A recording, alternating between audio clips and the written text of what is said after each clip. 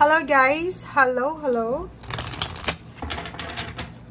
Welcome dito sa aking channel, Kapalaran 888 Leo. Leo. Ito ay weekly tarot. Last week siya ng March 2024. So, alamin natin Leo kung ano ang messages na gustong ibigay sa'yo ng ating baraha sa linggong ito. Okay. Leo. Ang una mong baraha dito is nagsasabi ng purification. Detoxification to eh. Cleansing. Kinakailangan nyo, or parang sinasabi na, ang linggong ito is oras na para sa cleansing, detoxification ng body and mind mo. So, if ever may mga nararamdaman kang hindi maganda sa katawan mo, siguro simulan mo yung pagbabawas ng pagkain. Kailangan mong bawasan yung toxicity sa katawan mo, sa isip mo, yung problema, or sa kung ano man. And dito sinasabi ng baraha sa'yo na kailangan mong i-prioritize sa linggong ito yung peace of mind. Okay? Kailangan mong bigyan ng pansin yung kapayapaan sa iyong isip. Okay?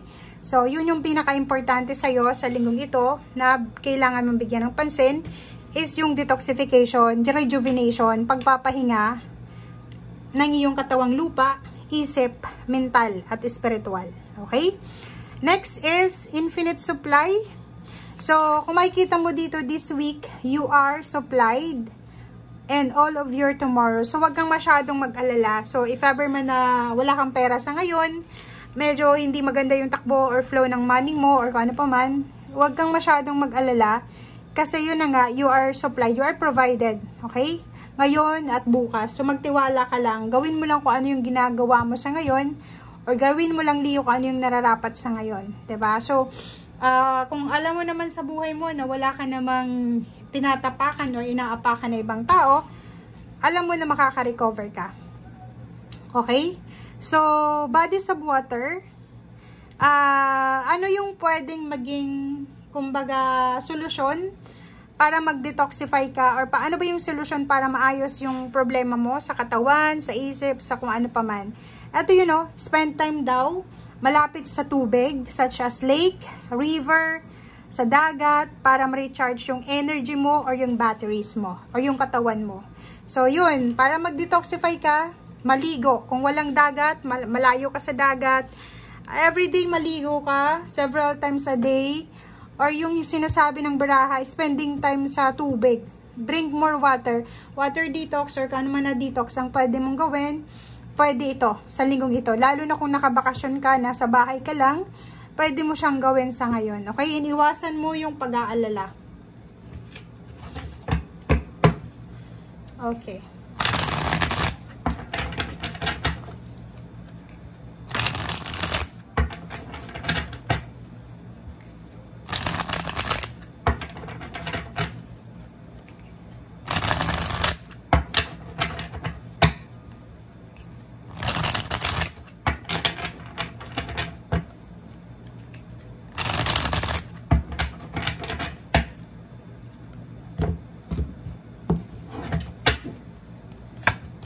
Okay, first card natin is Knight of Ariel.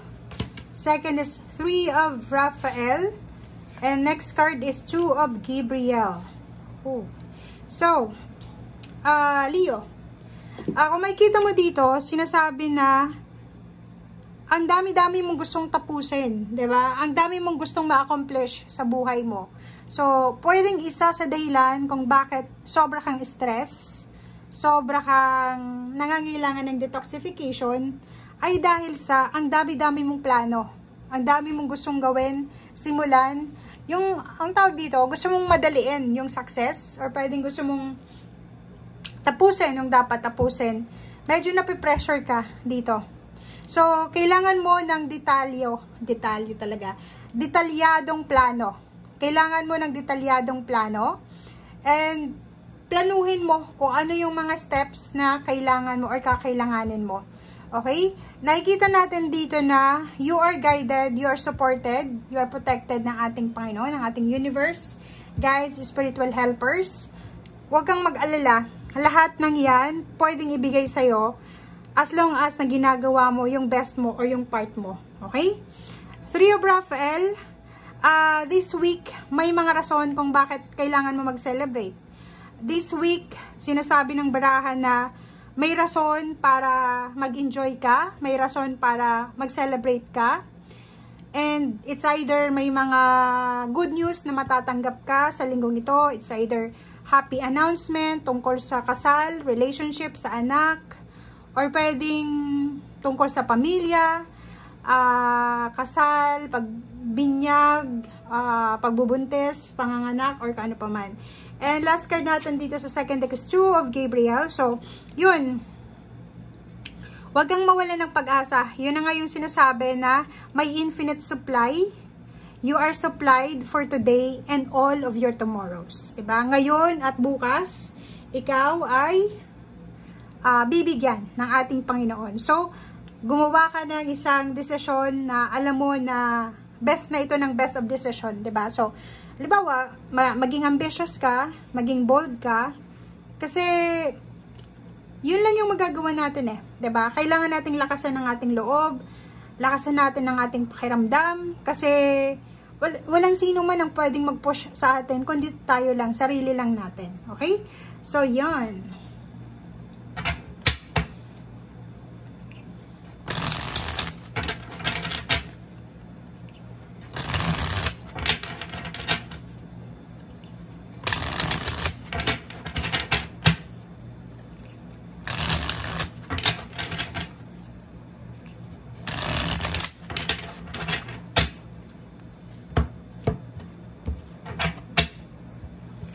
Okay, first card dito sa third deck is 8 of Cups. Moving on, Leo. May mga past issues ka, emotional issues, financial issues, health issues na kailangan mo nang mag-move on. For example, relationship, may mga hindi magandang nangyari sa nakaraan. Move on, let go, let God, start new beginnings. Welcome new, kung ano pa man to. May relocation dito, may pagpaplano ng pag-travel, relocation, transition, or kano man tong pagbabago. Okay? Good news, maraming balita dito na posibleng naghihintay sa'yo. Kung makikita mo dito, Leo, ang daming komunikasyon. Sa linggong ito, parang ang nakikita ko sa'yo is marami kang matatanggap na mensahe. It's either chat, email, call, or kano pa man, na pwedeng magbigay sa'yo ng happiness or pwedeng aapaw yung cups mo dahil dito. So, for example, if you're in a relationship, long distance relationship, pwedeng may development yung relationship nyo. And if ever man may mga family problems, pwedeng magkaroon ng healing or pwedeng maayos yung takbo ng relationship nyo.